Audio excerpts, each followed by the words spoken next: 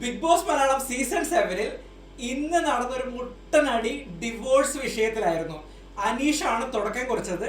അനീഷ് പറഞ്ഞത് എങ്ങനെയായിരുന്നു, ഡിവോഴ്സ് വിഷയത്തിൽ ഒരാൾക്ക് മാത്രമല്ല പങ്കാളിത്തം, രണ്ടുപേർക്കും ഒരേ രീതിയിലുള്ള പങ്കാളിത്തമുണ്ട് ഡിവോഴ്സ് ആകാൻ അല്ലെങ്കിൽ ഡിവോഴ്സ് കിട്ടാൻ. അതായത് രണ്ടുപേരും ഭാര്യയും ഭർത്താവും ഒരേപോലെ കുറ്റക്കാരാണ് അല്ലെങ്കിൽ തുല്യ രീതിയിൽ പങ്കാളിത്തം വഹിക്കുന്നുണ്ട് ഡിവോഴ്സ് ആകാൻ എന്നുള്ളൊരു സ്റ്റേറ്റ്മെന്റിലായിരുന്നു ഡിവോഴ്സ് വിഷയം നമ്മുടെ ഹൗസിൽ കത്തിക്കേറിയത്. ഇതിനെ സപ്പോർട്ട് ചെയ്ത് നമ്മുടെ ശാരിക, ഹോട്ട് സീറ്റിലെ ശാരിക വരുന്നു.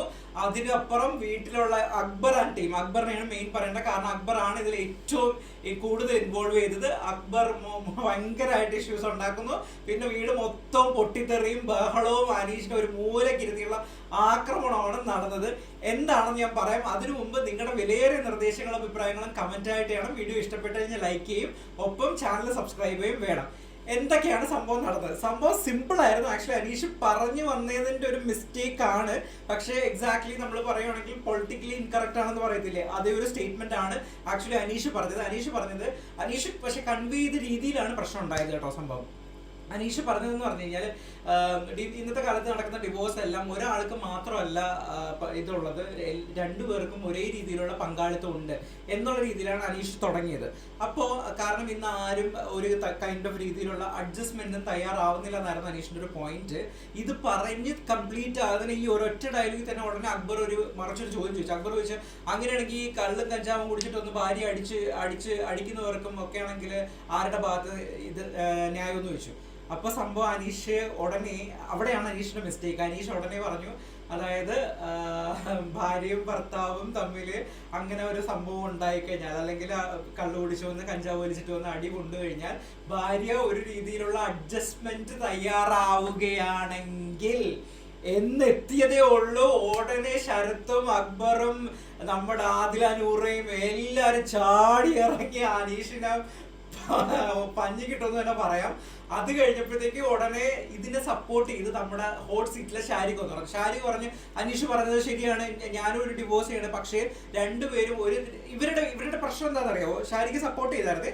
ഇവരുടെ പ്രശ്നം എന്ന് പറഞ്ഞു കഴിഞ്ഞാൽ, ഇവര് പഴയ കാലഘട്ടത്തിൽ ആ ഒരു ചിന്താഗതിയാണ് ഉദ്ദേശിച്ചത്. അതായത് പണ്ട് നമ്മുടെ കൂടുതലൊന്നും ഈ ഡിവോഴ്സിനെ പറ്റിയിട്ടും ഡിവോഴ്സിനെ കാര്യങ്ങളെ പറ്റി നമ്മൾ കേട്ടിട്ടില്ല. കാരണം പഴയ ആൾക്കാർ ഒരുപാട് കള്ളുപിടിക്കുന്നവരുണ്ടായിരിക്കും, പല രീതിയിലുള്ള ആക്ടിവിറ്റീസും അവരൊന്ന് ഭാര്യമാരെ അടിക്കുന്നുണ്ട്, സ്റ്റിൽ അവര് ആ രീതി തന്നെ സർവൈവ്, അല്ലെങ്കിൽ ആ ലൈഫ് തന്നെ സർവൈവ് ചെയ്ത് പോകുന്നു, അവർ അഡ്ജസ്റ്റ് ചെയ്ത് പോകുന്നു. ഇപ്പൊ ആരും അഡ്ജസ്റ്റ് ചെയ്യാൻ തയ്യാറല്ല എന്നുള്ള ഒരു ചട്ടക്കൂടിൽ നിന്നുള്ളൊരു ഇതാണ് ഇവർ ഉദ്ദേശിച്ചത്. പക്ഷെ അത് ആബ്സല്യൂട്ട്ലി റോങ് ആണ്. കാരണം പണ്ടത്തെ കാലത്താണെങ്കിൽ എൻ്റെ ഒപ്പീനിയൻ ആണ്, പണ്ടത്തെ കാലത്തെന്ന് പറഞ്ഞു കഴിഞ്ഞാൽ സ്ത്രീകൾക്ക് കൂടുതലായിട്ടുള്ള വിദ്യാഭ്യാസം ഇല്ലായിരുന്നു, അല്ലെങ്കിൽ അവര് ഈ ഹസ്ബൻഡിനെ ഡിപ്പെൻഡ് ചെയ്ത് അവരെ വീട്ടിലൊതുക്കി കൂടുതൽ കാലഘട്ടമായിരുന്നു. ഇന്ന് അതേ കണക്കല്ല. ഇന്ന് എല്ലാവരും എഡ്യൂക്കേറ്റഡ് ആണ്, എല്ലാവർക്കും സ്വയം തൊഴിലുണ്ട്, അവർക്ക് ഇത്തരത്തിലുള്ള അഡ്ജസ്റ്റ് ചെയ്ത് നിൽക്കേണ്ട ഒരു കാര്യവും വരുന്നില്ല. അവർക്ക് പേഴ്സണൽ ലൈഫ് സെലക്ട് ചെയ്യാനും എല്ലാത്തിനുള്ള ഇതുണ്ട്.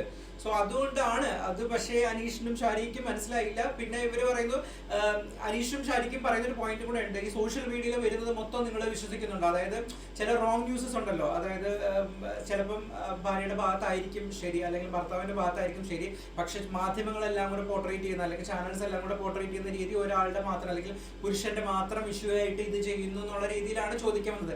സംഭവം ഇവരുടെ ഭാഗത്ത് നിന്ന് ആ വായിൽ വന്ന ആ ഒരു ഒറ്റ മിസ്റ്റേക്കിൽ ഇവർ ഉന്നയിക്കാൻ ഉദ്ദേശിച്ച ഒരു പോയിന്റും ഒരു ഹൗസ് മേറ്റ്സും അക്സെപ്റ്റ് ചെയ്തില്ല. അവരെല്ലാം ടോക്സിസിറ്റി ആണ് എന്നുള്ള പറഞ്ഞുകൊണ്ട് കംപ്ലീറ്റ് ആയിട്ട് ഇവർക്ക് എഗെയിൻസ്റ്റ് ആയിട്ട് വരുമായിരുന്നു.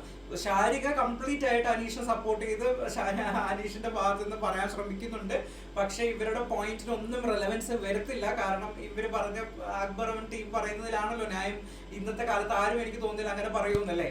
സോ അതാണ് ഇന്ന് നടന്നത്. അങ്ങനെ വളഞ്ഞിട്ട് ആക്രമണം. അവസാനം അനീഷ് ഒരു മൂലയിൽ പോയി അടക്കി ഒതുങ്ങി മിണ്ടാണ്ടിരിക്കുന്നു. അപ്പൊ അതിൽ ചോദിക്കുന്ന ഇത് കണക്ക് വായിൽ വരുന്ന എല്ലാം വിളിച്ചു പറഞ്ഞു കഴിഞ്ഞാൽ ഇത് കണക്ക് പോയി മിണ്ടാണ്ടിരിക്കേണ്ടി വരും എന്ന് അതിൽ പറയുന്നുണ്ട്. അത് കഴിഞ്ഞതിന് ശേഷം നമ്മുടെ ഷാരികയും അക്ബറും തമ്മിൽ മുട്ടനടി, നീ പോടാ, നീ പോടി, നീ പെണ്ണുങ്ങളോട് എങ്ങനെയാണ് പെരുമാറിയത് എന്നുള്ളതൊക്കെ എനിക്കറിയാം, ഞാൻ ആലേട്ടനോട് പറയുന്നുണ്ട്. ഇന്നലെ ഷാരിക അതെ നമ്മുടെ ടാസ്ക് ഉണ്ടായിരുന്നല്ലോ, മഡ്പിറ്റിലുണ്ടായിരുന്ന ടാസ്ക് ഉണ്ടല്ലോ, ഈ ടാസ്ക് കഴിഞ്ഞതിന് ശേഷം എനിക്കൊന്ന് പിന്നീട് ചെയ്യണമെന്ന് രാത്രി ആയപ്പോഴത്തേക്ക് അക്ബറിനെ പറ്റി പറയുന്നത്, അക്ബർ റോങ് ആയിട്ടുള്ള രീതിയിൽ ഗിസൈലിനെ പിടിക്കുന്നുണ്ടായിരുന്നു, അത് ഞാൻ കണ്ടതാ എന്ന് പറഞ്ഞ. അതും ഭയങ്കര ബാഡ് ആയിട്ടുള്ളൊരു ഇതായിട്ട് തോന്നി. കാരണം അത്രയും റഷ് ആയിട്ടുള്ള ടാസ്ക് ആണ് നടക്കുന്നത്. ആ ടാസ്കിനിടയിൽ ഇതൊക്കെ കണ്ടു എന്ന് പറയുക, അല്ലെങ്കിൽ ഇതൊക്കെ പറയുന്നത് ഭയങ്കര ബാഡായിട്ട് എനിക്ക് ഫീൽ ചെയ്തത്. അങ്ങനെയൊന്നും എനിക്ക് തോന്നുന്നില്ല ഒരു കാരണവശാലും നടക്കുമെന്ന്. സോ ആൻഡ് ഈവൻ ജിസൈലിന് പോലും അങ്ങനെ ഫീൽ ചെയ്ത്, ജിസൈൽ പറയുന്നുണ്ടായിരുന്നു അത് വരുന്നുണ്ട് എന്ന് പറയുന്നത്. കാരണം അത് ടാസ്ക് ആണല്ലോ, സ്വാഭാവികമായിട്ടും അങ്ങനെ ഉണ്ടാവും. പക്ഷേ അതിനപ്പുറത്തേക്കൊന്നും ഇല്ല. ഇത് ഉദ്ദേശിച്ചിട്ടാണെന്ന് തോന്നുന്നു. എനിക്ക് തോന്നുന്നു ഷാരിഖ് അങ്ങനെ പറഞ്ഞത് നീ പെണ്ണുങ്ങളോട് ചെയ്യുന്നതൊക്കെ എനിക്ക് അറിയാളാ എന്നുള്ളത് പറഞ്ഞു. അതിന് മുമ്പ് തന്നെ ഷാനവാസ് വേറെ ലിഗേഷൻ ഉപയോഗിച്ചായിരുന്നു, ജിസൈലിനെ നോക്കിയ രീതി ശരിയല്ലായിരുന്നു എന്നൊക്കെ പറയുന്നുണ്ടായിരുന്നു. ഇതൊക്കെ ആയിരിക്കും നമ്മുടെ ഷാരിഖ് ഉദ്ദേശിച്ചത്. അത് കഴിഞ്ഞതിന് ശേഷം ഈ അടി കണ്ടിന്യൂസ് ചെയ്യായിരുന്നു. അവസാനം ഇവർ പെട്ടു എന്ന് തന്നെ പറയാം. അതായത് നമ്മുടെ ഹനീഷ് എന്നിട്ട് പറയുന്നുണ്ടായിരുന്നു, ഇവർ ഇങ്ങനെയെല്ലാം വളഞ്ഞിട്ട് ആക്രമിക്കുന്നുണ്ടെന്ന്. ഹനീഷ് ഇപ്പോഴും ഇവിടെ നിൽക്കുന്നത് ഇത്ര വോട്ട് ചെയ്തിട്ട് ഹനീഷിന് ഫുൾ സപ്പോർട്ടായിട്ട് ഷാരിഖ് മാറി. അപ്പൊ എല്ലാവരും കൂടെ കളിയാക്കുന്നത്. അത് കഴിഞ്ഞിട്ട് ഹനീഷിനെ പറയുന്നുണ്ട്, ഹനീഷ് വിഷമാണ്, ആ വിഷം ചീറ്റിയാണ് ഷാരിഖ് എന്നും പറയുന്നുണ്ട്. സോ ഇതൊക്കെയാണ് ആ രാത്രി സംഭവം നടന്നത്. അതിന് മുമ്പായിട്ട് രാവിലെ നടന്നത് നമ്മുടെ ജിസൈലിന്റെ കള്ളത്തരം, ജിസൈലിന്റെ കള്ളി നനുവിന് വിളിക്കാനുള്ള ഗോൾഡൻ ചാൻസ് ദൈവമായിട്ട് കൊടുത്തു എന്ന് പറയാം. കാരണം ജിസൈൽ ആദ്യ ദിവസം മുതൽ തന്നെ വന്നിട്ട് കള്ളത്തരം മാത്രമല്ലേ ചെയ്യുന്നുള്ളൂ. ജിസൈൽ കോഫി മോഷ്ടിച്ച് വെച്ചിട്ടുണ്ടായിരുന്നു. ഇന്നലെ ശരത്ത് നോക്കുമ്പോഴത്തേക്ക് കോഫി പൗഡർ ഇട്ട് വയ്ക്കുന്ന ഭരണിയിൽ കോഫി പൗഡർ ഇല്ലായിരുന്നു. ഇന്ന് നോക്കിയപ്പോൾ അത് ഫില്ലായിട്ടിരിക്കുന്നു. സംഭവം നെവിനും നമ്മുടെ ജിസൈലും ചേർന്ന് ഇത് ഒളിപ്പിച്ച് വെച്ചിട്ടുണ്ടായിരുന്നു അവർ കോഫി ഇട്ട് കുടിക്കാൻ വേണ്ടിയിട്ട്. അത് കഴിഞ്ഞിട്ട് ഇന്ന് ഇത് കുറച്ച് ഫില്ല് ചെയ്തിട്ട് ഇത് പൊക്കിയതാണ്. അതിനുശേഷം ഈ കോഫി പൗഡർ ഇരിക്കുന്ന ഏരിയ കണ്ടു. അതിന് ജിസൈൽ വന്ന് ന്യായീകരിച്ചു, നിങ്ങളത് കണ്ടില്ല, നിങ്ങളത് കണ്ടുപിടിക്കണമായിരുന്നു, നിങ്ങൾ അവിടെ ഇരിപ്പുണ്ടായിരുന്നല്ലോ എന്ന് ന്യായീകരിച്ച്. അപ്പോഴത്തേക്ക് അനു പറയുന്നുണ്ട്, അനുവിന് കിട്ടിയ ചാൻസ് ആണല്ലോ, നീ പോടി കള്ളി എന്നൊക്കെ പറഞ്ഞിട്ട് ജിസൈലിനെ വിളിക്കുന്നുണ്ടായിരുന്നു. നല്ല രസമായിരുന്നു എന്തായാലും. അതായിരുന്നു. അത് കഴിഞ്ഞതിന് ശേഷം അനുവിനെതിരെ, അതായത് 12 മണിയായിട്ടും ബ്രേക്ക്ഫാസ്റ്റ്, ഇന്നത്തെ ദിവസം 12 മണിയായിട്ടും ബ്രേക്ക്ഫാസ്റ്റ് ആയിട്ടില്ലായിരുന്നു. സംഭവം അനു പൊട്ടറ്റോ കറി ഉണ്ടാക്കാൻ നോക്കി, പൊട്ടറ്റോ വേവുന്നില്ലായിരുന്നു. അത്രയും പേർക്കുള്ള പൊട്ടറ്റോ അല്ലേ. സോ പെട്ടെന്ന് വേവുന്നില്ലായിരുന്നു. അത് പെട്ടെന്ന് എടുത്ത തീരുമാനം എടുത്തു, പൊട്ടറ്റോ കറി ഉരുളക്കിഴങ്ങ് കറി ഉണ്ടാക്കണമെന്നുള്ള തീരുമാനം. അങ്ങനെ അത് ഓൾറെഡി നൂറൊക്കെ പറഞ്ഞായിരുന്നു, വേണ്ട ചേച്ചി നമുക്ക് തക്കാളി കറി വല്ലതും ഉണ്ടാക്കാന്ന് പറഞ്ഞിട്ടുണ്ടായിരുന്നു. പക്ഷേ അനു അത് ഉണ്ടാക്കാനായിട്ട് നോക്കി, പക്ഷെ ഇത് വേവുന്നില്ല.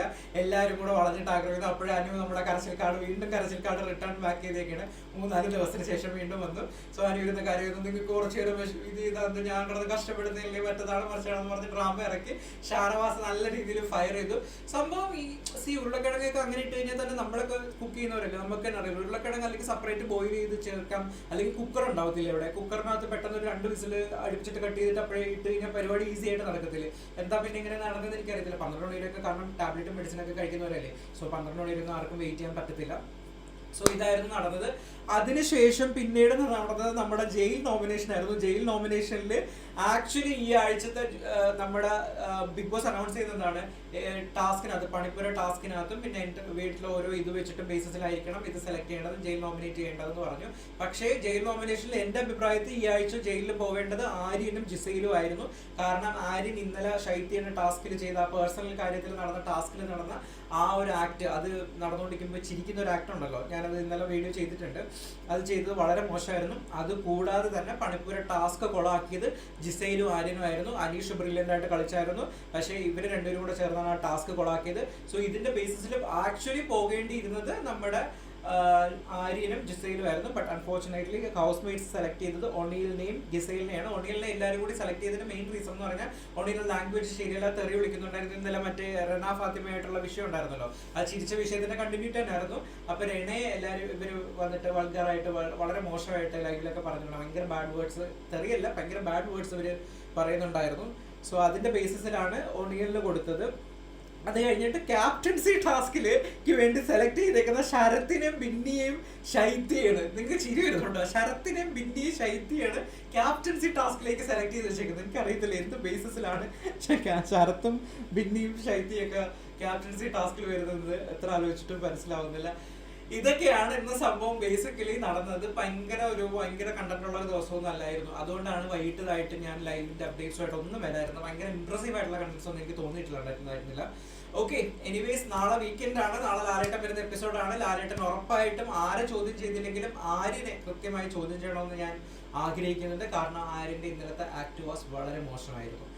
ഓക്കെ, അപ്പൊ വീണ്ടും നാളെ അപ്ഡേറ്റ്സുമായിട്ട് നാളെ വീണ്ടും കാണാം. അപ്പോൾ ചാനൽ മറക്കാതെ സബ്സ്ക്രൈബ് ചെയ്യുക. ഒപ്പം ഇഷ്ടപ്പെട്ട് കഴിഞ്ഞാൽ ലൈക്ക് ചെയ്യുക ചെയ്യണം. നിങ്ങളുടെ വിലയേറിയ നിർദ്ദേശങ്ങൾ കമന്റ് ആയിട്ട് രേഖപ്പെടുത്തുക വേണം. അപ്പോൾ വീണ്ടും കാണാവുന്ന പ്രതീക്ഷയോടുകൂടി ബൈ.